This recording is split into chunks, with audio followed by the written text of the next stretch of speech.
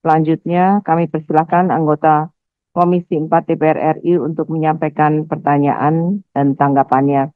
Dimulai dari fraksi PDI Perjuangan, Prof. Rohmin. Assalamualaikum warahmatullahi wabarakatuh. Terima kasih Bu Ketua, pimpinan, Pak Menteri Pertanian, sahabat lama saya, Pak Wamen yang saya banggakan, seluruh jajaran Eselon 1 dan rekan-rekan anggota Komisi 4 DPR RI yang sangat terhormat.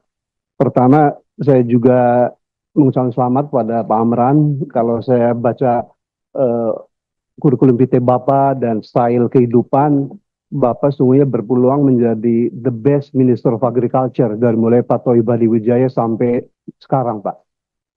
Nah, cuman seperti Allah katakan manusia kan nggak ada yang sempurna gitu. Jadi saya izinkan dari fraksi PD Perjuangan mungkin melengkapi kesempurnaan Bapak. Pertama, eh, program prioritas di pemerintahan sekarang Pak Prabowo adalah swasembada pangan dan kelihatannya jurus Bapak hanya dua ya, yaitu program pencetakan sawah atau yang dikenal sekarang food estate ya, yang kemudian adalah kedua itu optimalisasi existing lahan-lahan pertanian. Yang ingin saya tanyakan kepada Bapak ya, Bapak kan lebih tahu dari saya Pak, bahwa histori food estate di Indonesia itu sejak zaman Pak Harto sampai dengan Pak Jokowi terakhir itu semua fail, Pak. Gagal. Jelaskan kepada kami kiat-kiat apa yang membuat Bapak bisa meyakinkan Pak Prabowo dan rakyat Indonesia bahwa melalui pencetakan sawah itu tidak akan gagal lagi. Karena pada mati hijau kami, Pak, ini pertaruhan kita, Pak. Eh, visi misi Pak Prabowo sangat bagus karena pangan adalah hidup matinya sebuah bangsa menurut Bung Karno gitu.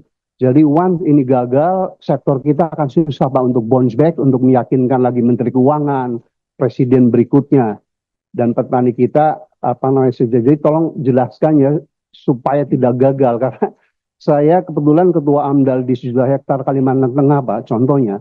Menurut IPB waktu itu lahan yang sesuai itu hanya 100.000 hektar Pak, berdasarkan kedalaman gambut 1 meter. Jadi itu clear cut secara saintifik. Kalau untuk tanaman pangan nggak boleh kedalaman gambut tuh lebih dari 1 meter, Pak Daryono ya. Tapi pemerintah waktu itu kan masakan begitu itu menjadi 1 juta gitu.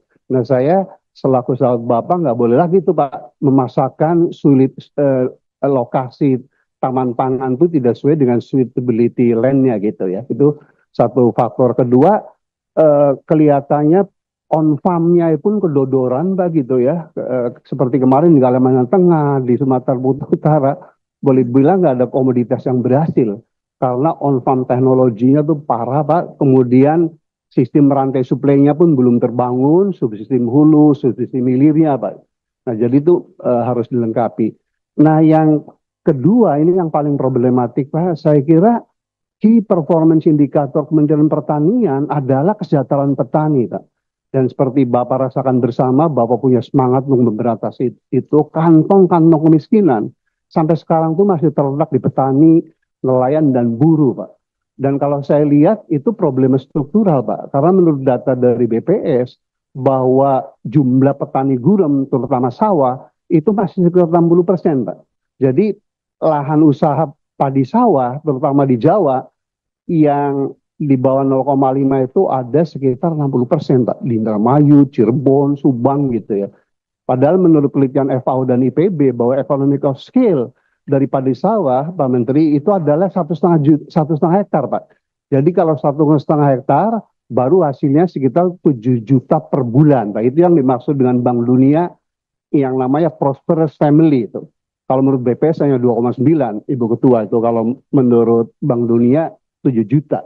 Jadi Bapak boleh menepuk dada sebagai seorang Menteri Pertanian berhasil kalau income petani itu at least 7 juta, Pak. Kalau belum itu, menurut saya belum sempurna, Pak.